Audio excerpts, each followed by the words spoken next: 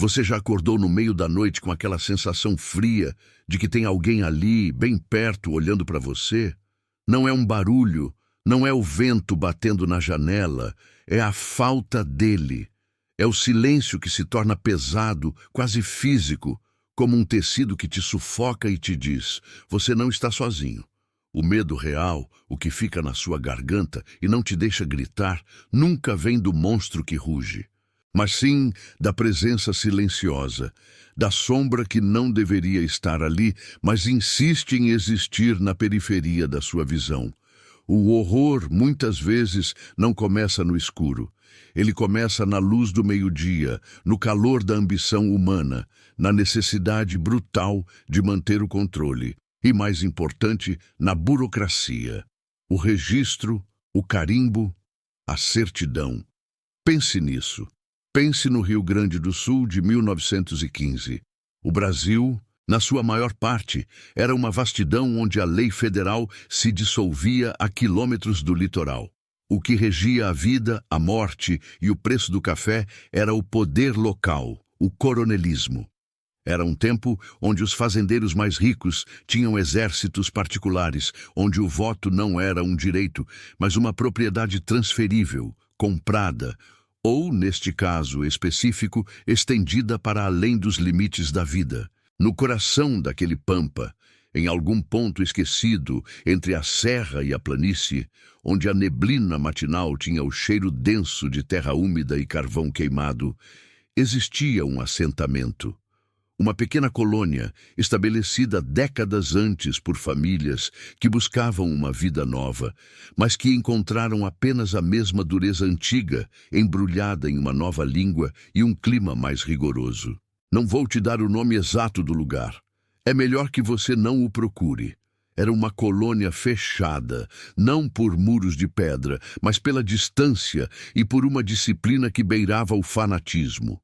E o fanatismo deles, acredite, não estava na fé religiosa, estava na manutenção da ordem.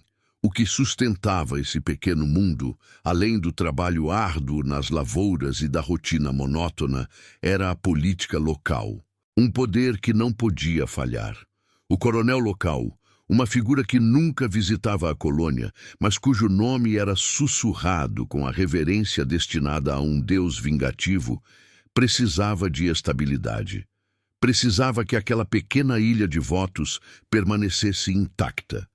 Imune a doenças, imune a migrações, imune à passagem inevitável do tempo. E aqui você precisa prestar muita atenção, porque é onde a matemática começa a feder a formalina, a papel velho e a terra fria. Você sabe, a população de qualquer cidade, por menor que seja, é fluida. Pessoas nascem, pessoas se mudam e pessoas morrem. É a única certeza que temos.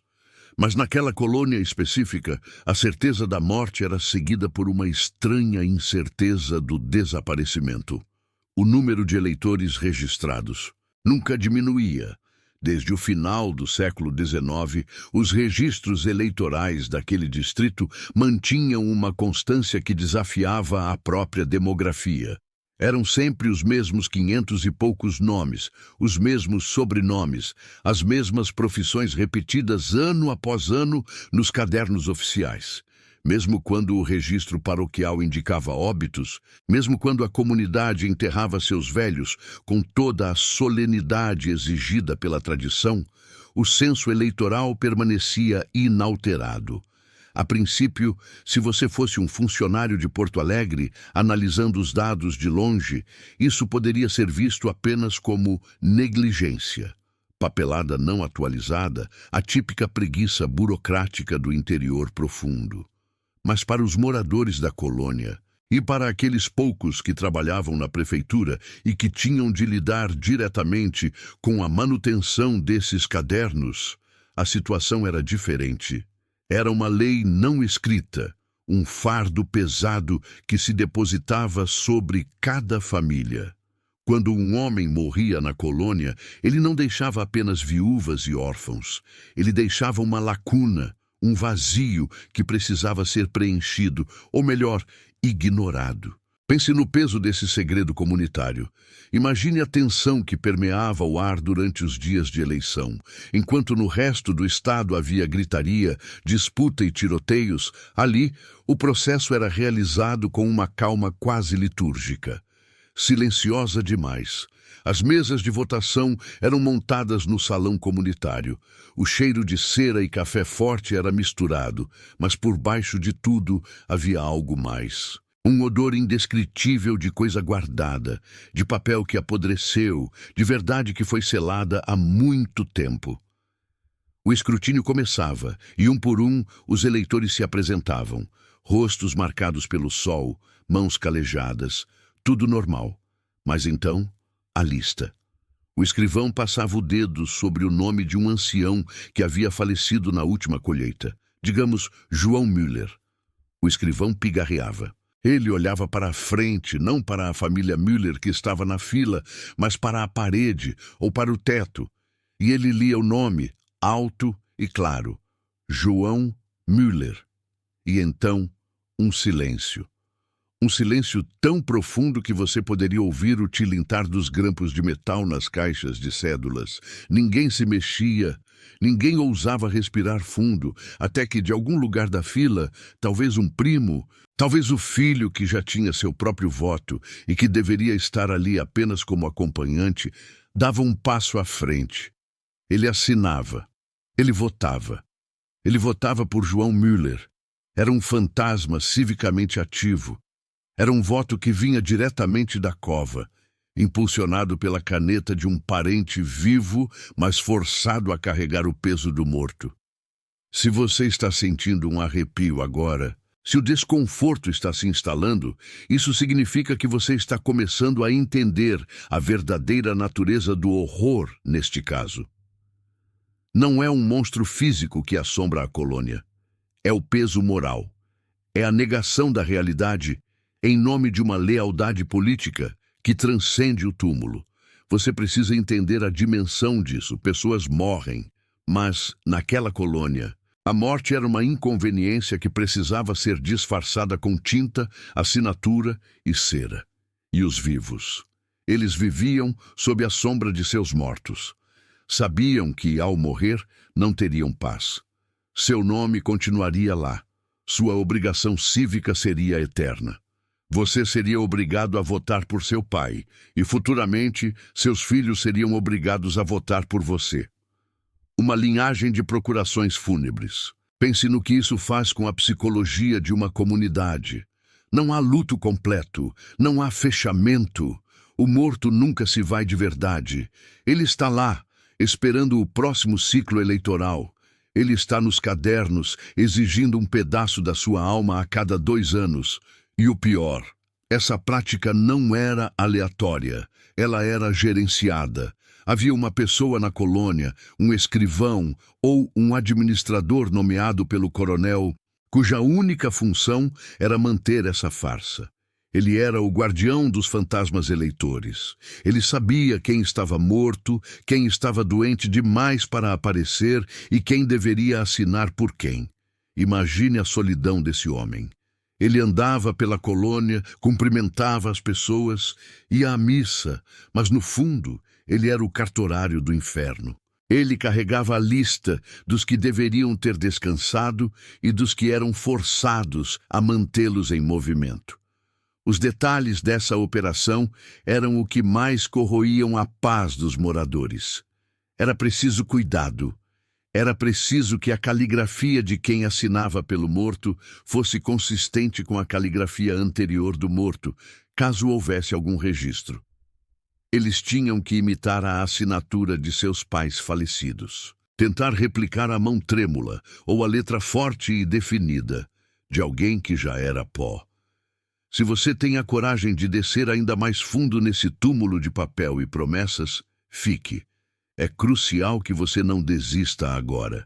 E se você não é inscrito, considere se juntar a nós. Criamos um pacto de silêncio, mas de observação atenta. O que está prestes a ser revelado exige testemunhas. Você precisa saber o que acontece quando a mentira se torna o fundamento da sua realidade.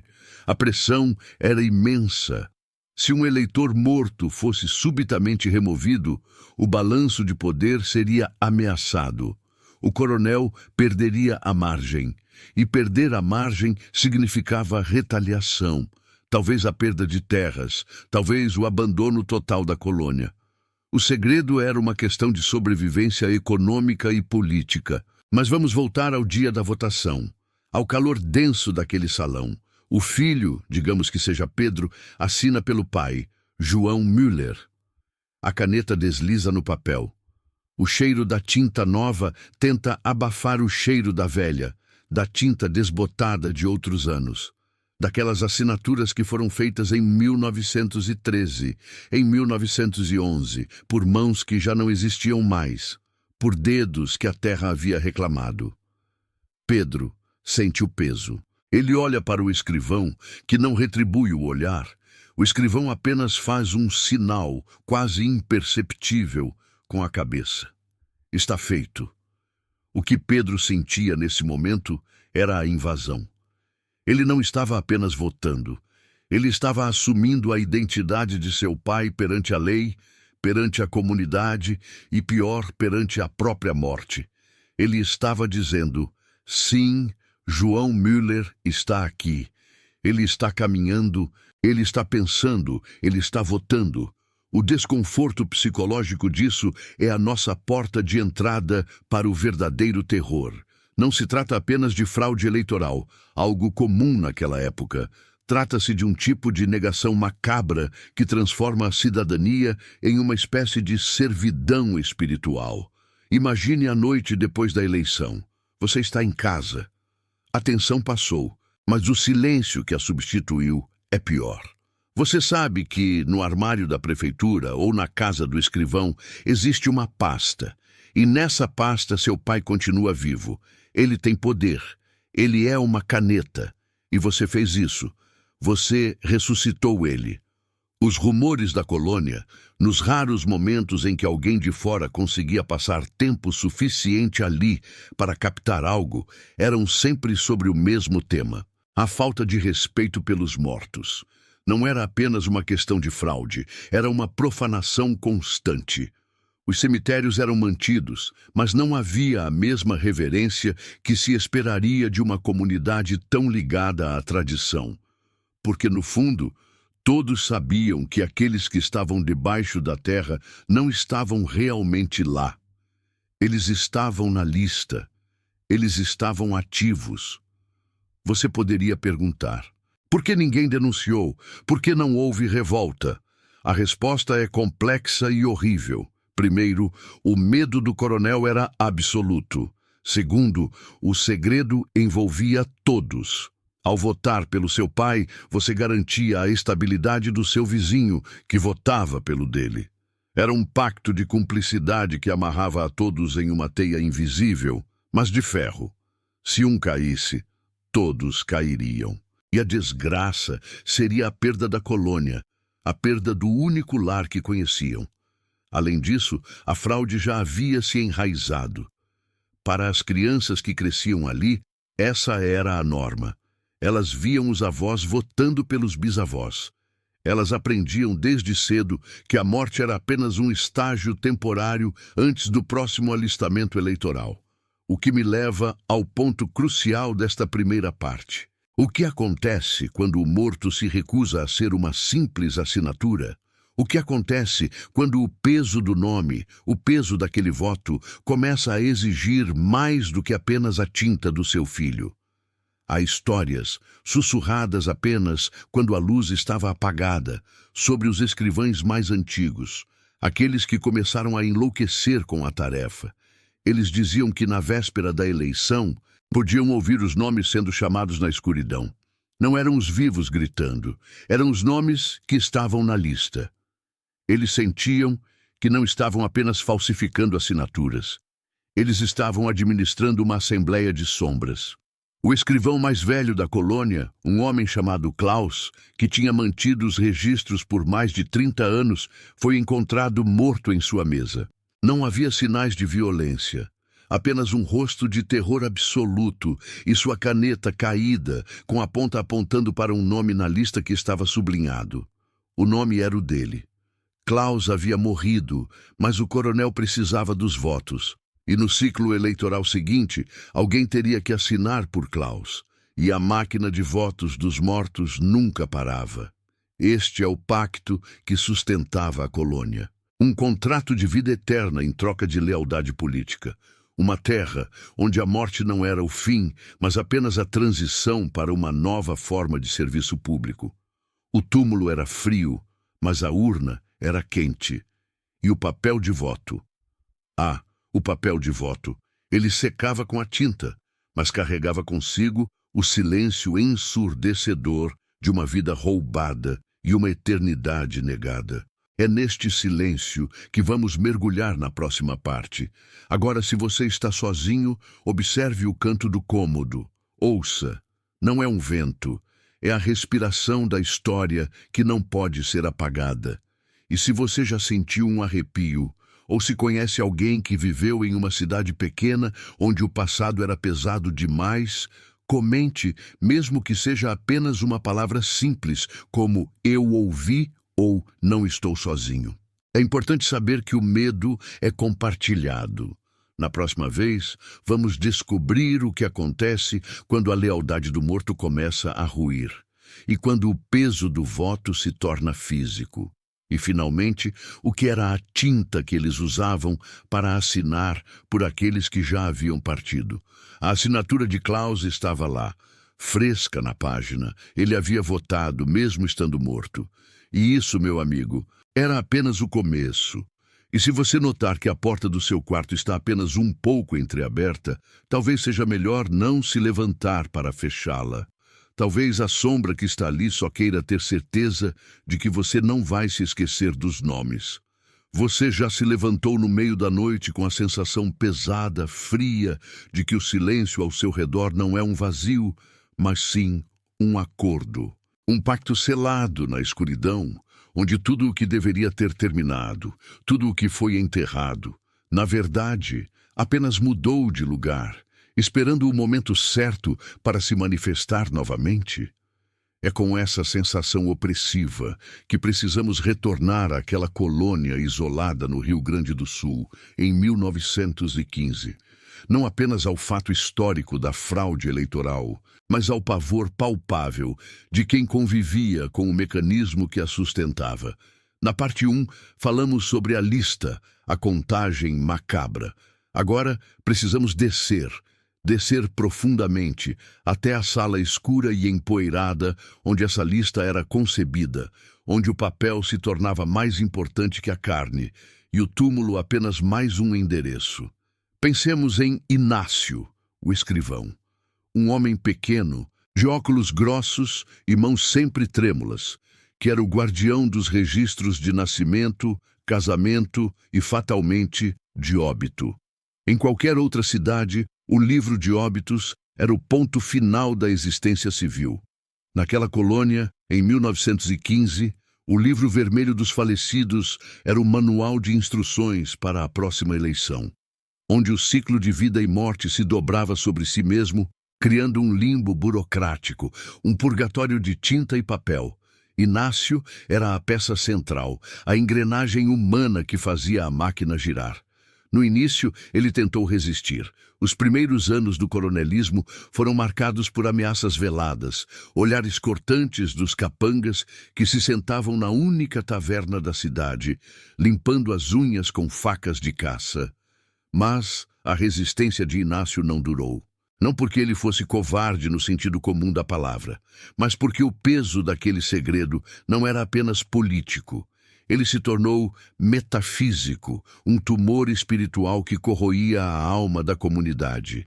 Imagine Inácio, a luz fraca de um lampião a querosene, confrontando a lista de votantes. Ele passa o dedo pelo nome de Pedro Schuster, que ele mesmo havia registrado como falecido por febre amarela 2 anos antes. Ao lado, o campo de presente para a próxima votação já estava preenchido, muitas vezes com uma caligrafia firme e desconhecida, um floreio que Inácio sabia não ser seu. E o pior, as assinaturas. Não era apenas a repetição mecânica de um nome. Os chefes políticos exigiam a impressão digital, a marca pessoal. E Inácio sabia com a certeza gelada que atravessa a medula, que aquelas impressões colhidas sob coerção, ou pior ainda, através de rituais noturnos que ele não ousava imaginar, vinham de mãos que deveriam estar frias, em repouso absoluto. É aqui que o horror psicológico se instala, onde a fraude se transforma em profanação. Não estamos falando de um nome riscado e transferido para outro papel. Estamos falando da exigência de que os corpos, ou pelo menos os vestígios deles, continuassem a interagir com o mundo dos vivos.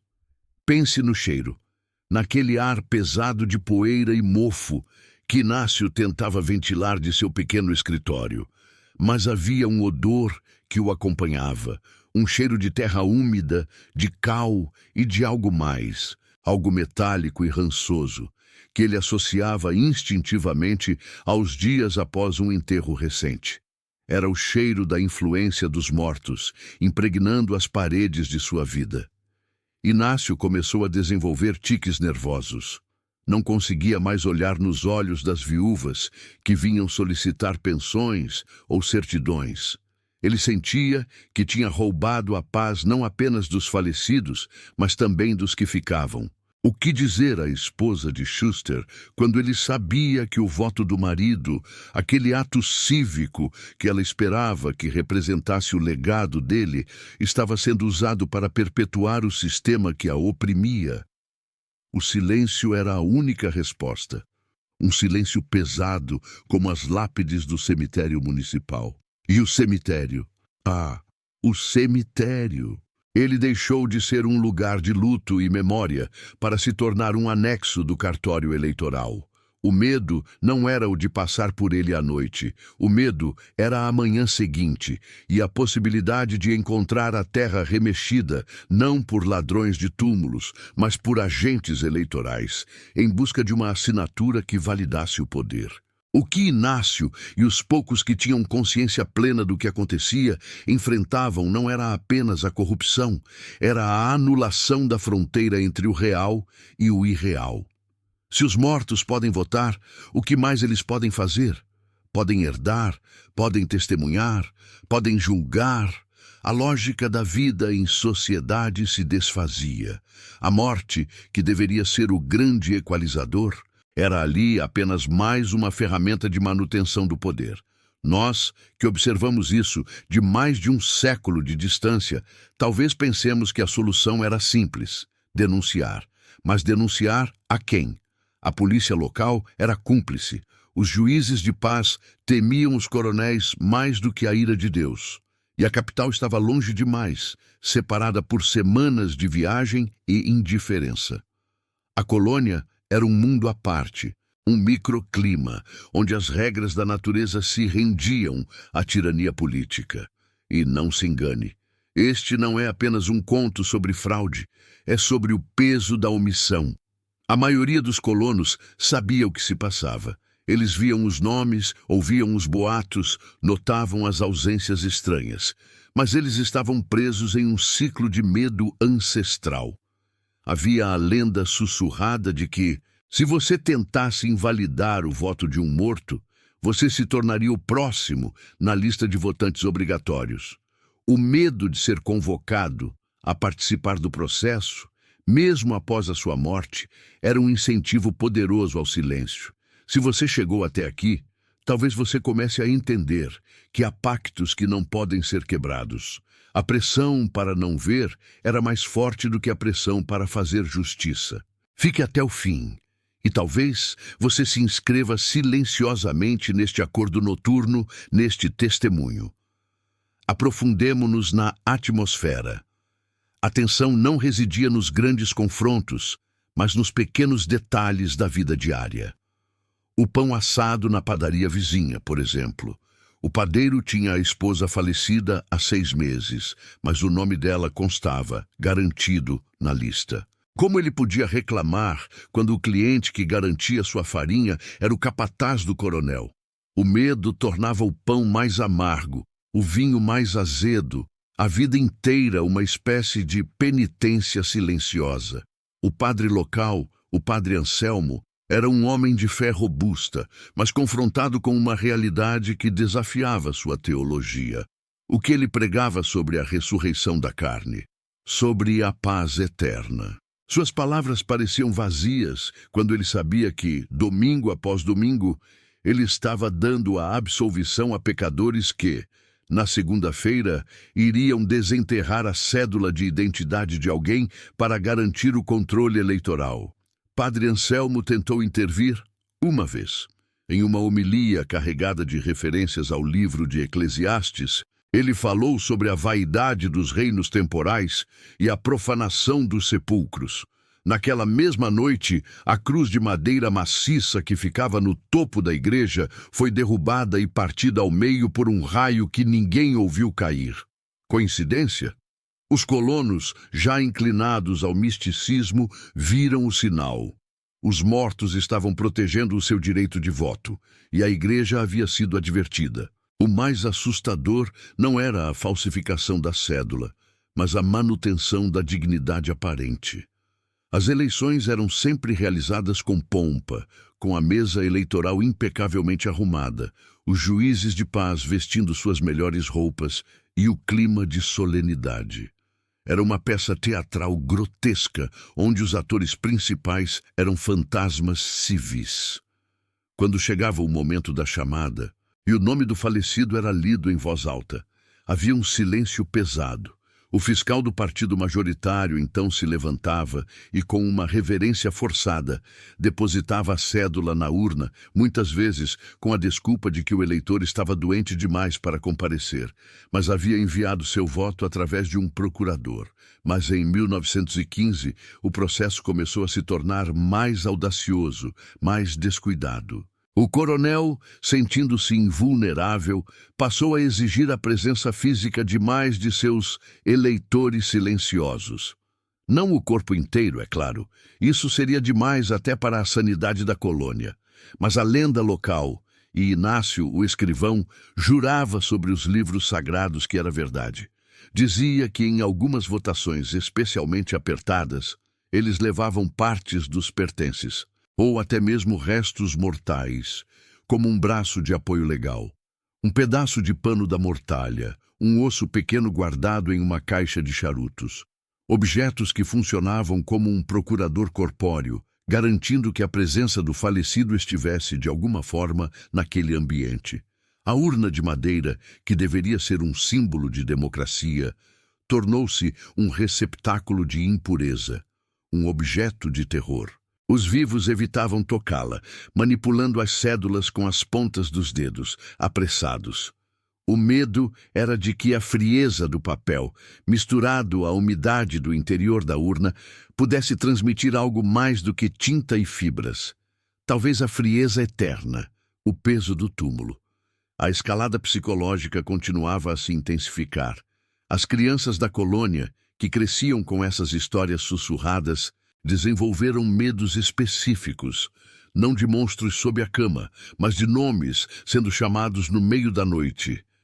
Elas tinham pavor de que seus próprios avós, que já haviam partido, pudessem ser convocados a assinar documentos, trazendo um rastro de terra fria para dentro da casa. O ciclo vicioso era perfeito, o poder corrompia e a corrupção exigia a profanação para se manter. A colônia vivia sob uma ditadura sutil, onde a maioria era composta por aqueles que não sentiam frio, fome ou remorso.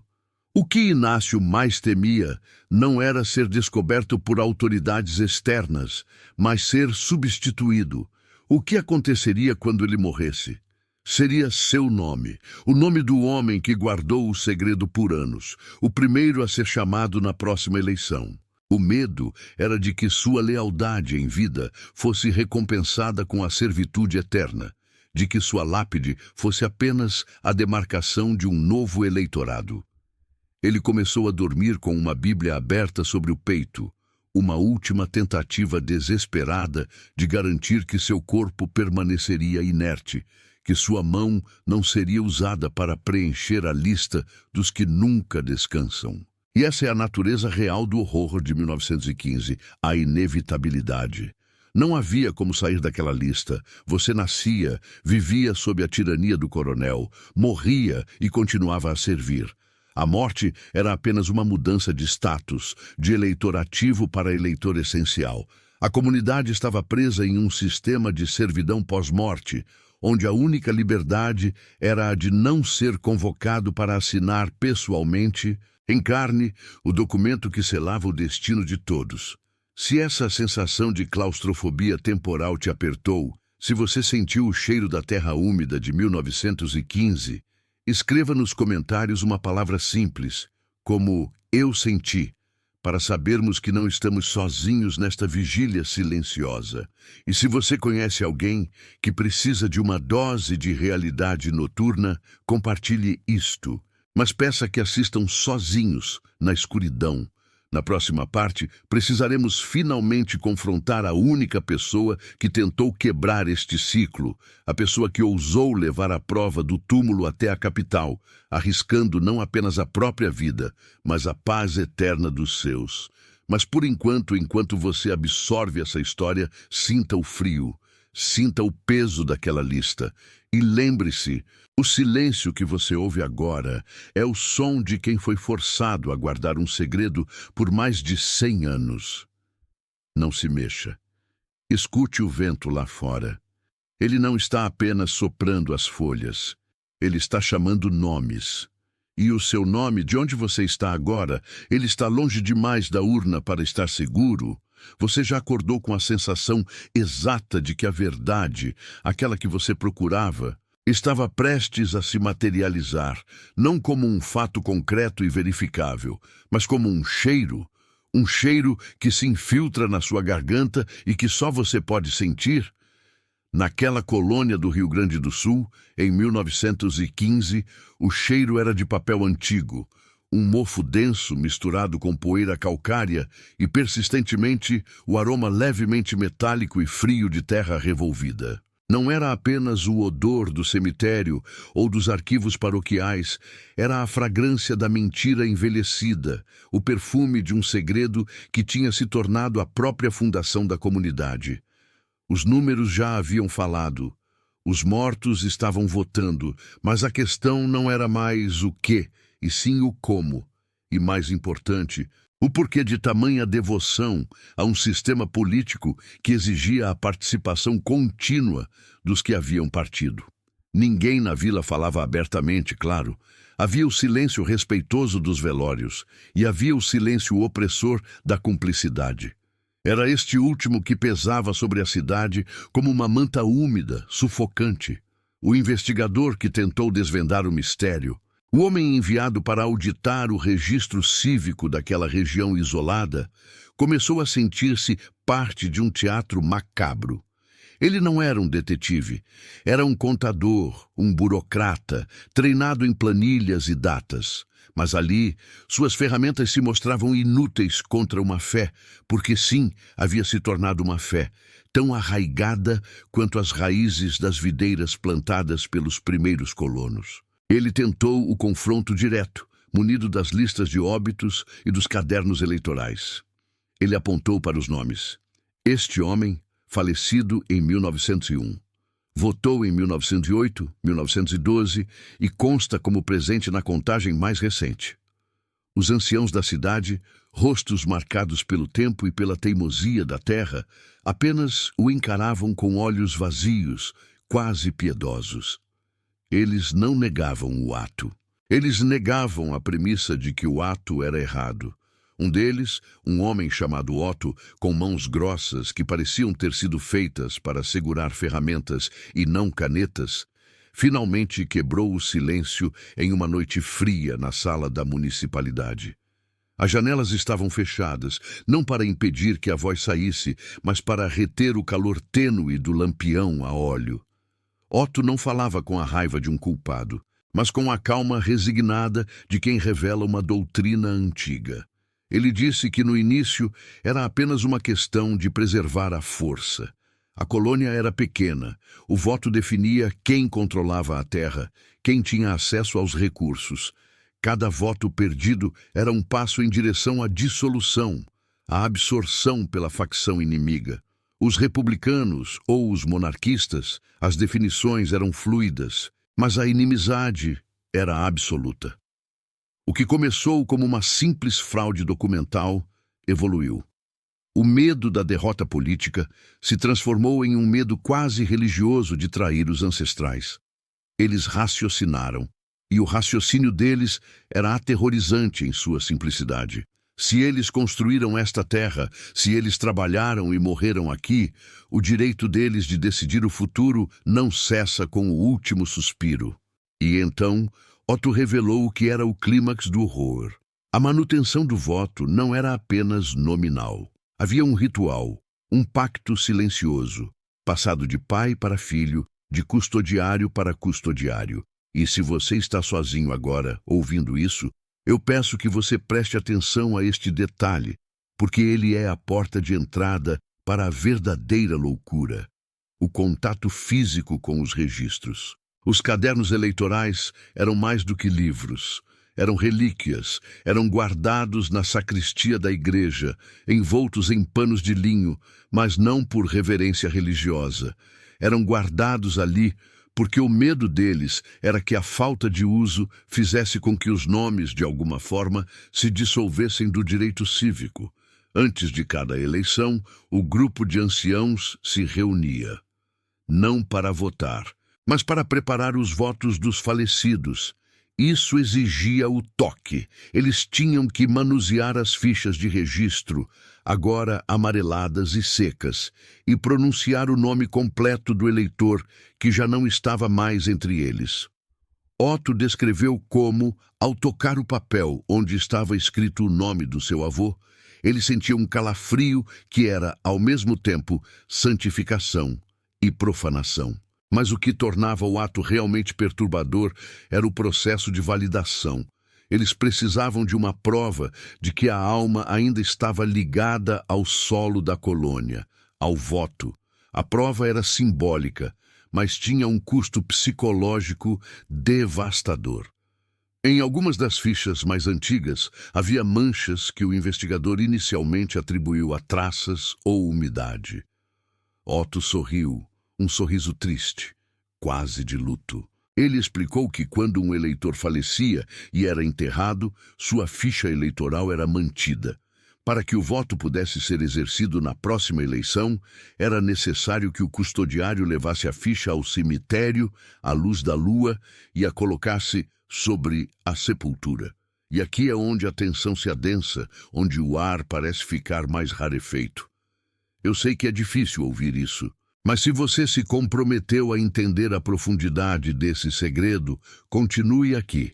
Este é o pacto. Se você quer entender o terror que se torna endêmico em uma comunidade, você precisa se inscrever neste silêncio e compartilhar o peso da revelação. Ficar até o final é um ato de coragem e talvez de imprudência. Otto continuou. A ficha ficava sobre a terra fresca ou antiga por uma noite inteira. O objetivo era que a terra, o solo que havia acolhido o corpo de alguma forma, revalidasse o registro através de uma comunhão silenciosa. Na manhã seguinte, quando o papel era recolhido, ele trazia consigo a umidade, a poeira e, em casos mais raros e mais aterrorizantes, vestígios sutis de partículas orgânicas da decomposição que se elevavam com a névoa da madrugada. O papel, disseram, cheirava a permanência. A mancha que o investigador viu não era de mofo. Era a marca da terra molhada e, em alguns casos, o resíduo mineral do próprio caixão, que se transferia para a ficha, carimbando, literalmente, a legitimidade do voto póstumo. Imagine a cena. Os velhos da colônia, na calada da noite, em meio ao sereno e à neblina gaúcha, caminhando entre lápides, com cadernos eleitorais nas mãos, falando em voz baixa com os mortos, pedindo que eles se manifestassem através do silêncio da terra, garantindo que o seu poder político não diminuísse. Era uma necromancia burocrática. O horror não estava no fato de falsificarem assinaturas. O horror estava no respeito com que realizavam a violação. Eles acreditavam que, ao manter os mortos ativos na política, eles mantinham os mortos ativos na comunidade. Era uma forma pervertida de imortalidade cívica, uma maneira de negar a perda. A colônia vivia em simbiose com o seu cemitério. Quando o investigador percebeu isso, ele não sentiu raiva, sentiu nojo e, pior, uma solidão imensa.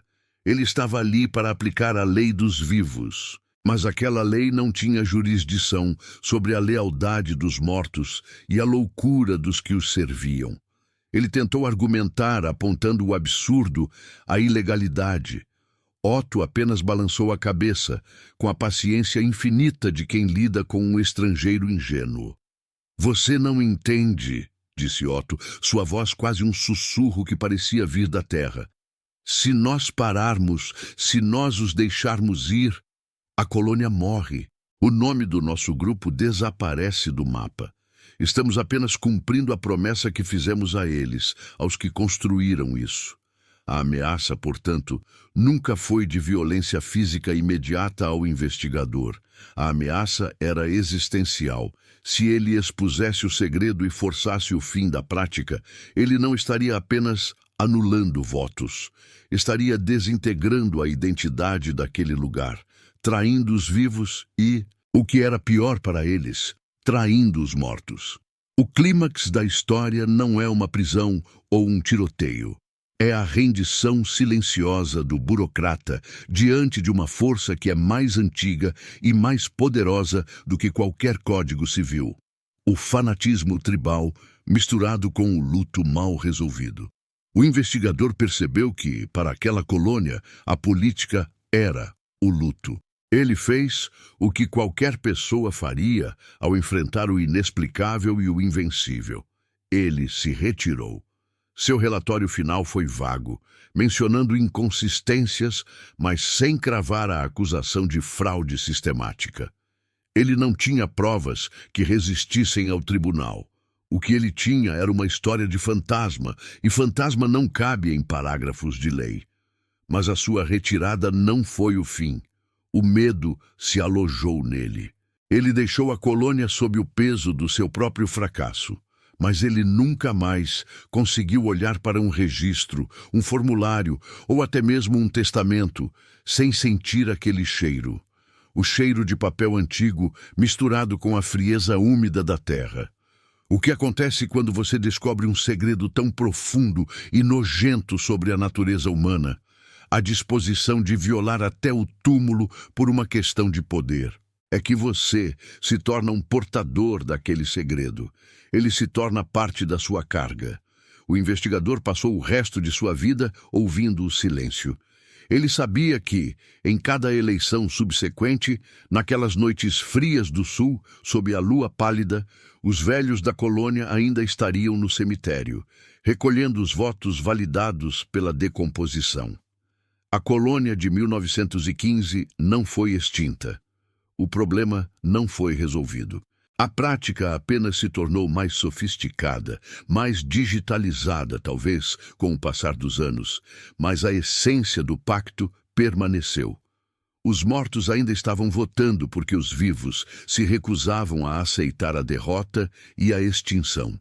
E aqui está a conclusão. A parte que exige que você olhe ao redor do seu quarto agora, que sinta a temperatura do ar, que preste atenção na quietude da sua casa. O verdadeiro horror não é o cadáver que se levanta.